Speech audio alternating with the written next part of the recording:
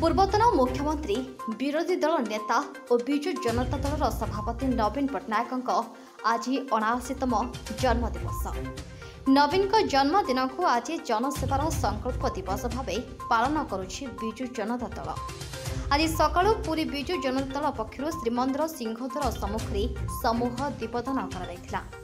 नवीन पट्टनायक दीर्घायु कामना करने ओडिशार प्रिय नेता सबुबले सुस्थ रही था महाप्रभु निकट में प्रार्थना कर अवसर में पुरी जिला विजु जनता दल पक्षर गोपबंधु आयुर्वेदिक महाविद्यालय सम्मिलनी कक्ष में मेगा रक्तदान शिविर आयोजन कर कार्यक्रम में राज्यसभा सांसद सुभाषिष खुंटिया, रामकृष्ण दास महापात्र,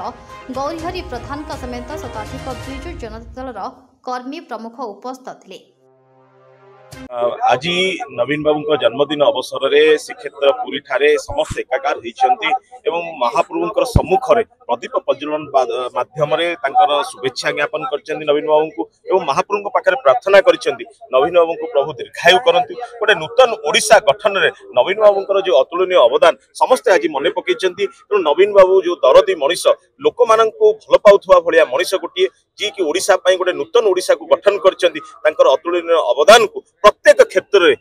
जो अवदान रही अवदान को मन पकई गोटे नूतन ओडिशार बिंधाणी को आज प्रभु पाखे प्रार्थना कर जीवन दीर्घायु कामना कर जन्मदिन अवसर में। आज आपणकर सर्वप्रथम सिंहद्वार सम्मुख में समूह दीपदान कर गोपबंधु आयुर्वेदिक महाविद्यालय वृक्षरोपण कर रक्तदान शिविर कर सामाजिक कार्य माध्यम रक्तदान ठू वृक्षरोपण ठू प्रभु पाखे दीप दे सर्वप्रथम कार्य को आरंभ करागला।